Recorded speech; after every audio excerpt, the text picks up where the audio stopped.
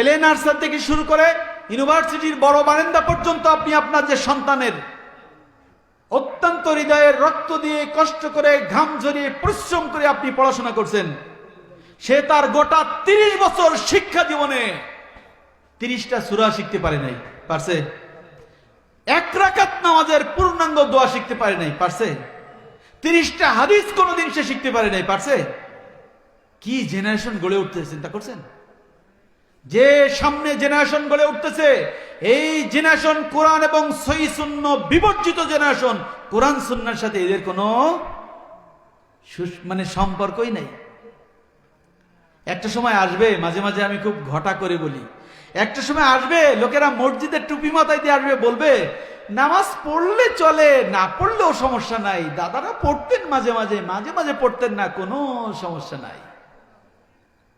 হবে এটা? কেন? ওই প্রজন্ম তো এভাবে গড়ে উঠতেছে। এই প্রজন্ম বলছে কোরআন আল্লাহ তাআলার পক্ষ থেকে, এটা একটা নাজিলকৃত বিধান, এটা শুরু করে এত পড়ার কি আছে? ওই যা আছে মানতে পারলে মারো, না হলে আল্লাহ দয়ালু, ও সমস্যা নেই। দুর্ভাগ্য জাতির জন্য। আপনি যে সন্তানকে আপনার পড়াচ্ছেন ইউনিভার্সিটির বারান্দা পর্যন্ত, সে আল্লাহকে চিনে না, রসুলকে চেনে না, কোরআন চেনে না, সুন্নাহকে চেনে না, হাদিসকে চেনে না, ইবাদতকে চেনে না, সুদকে চেনে না, ঘুষকে চেনে না। এই সন্তান আপনার ইবলিস শয়তানেরই খালাতো ভাই, তাই না? এই সন্তানকে আমরা বড় করছি না, খাওয়াচ্ছি না, পড়াচ্ছি না, আদর করছি না, তাদের সংসারে একসাথে আমরা থাকছি না। কিভাবে সম্ভব? দিন না বোঝার কারণে সম্ভব। আসলে আমরা দিনটা বুঝতে পারিনি।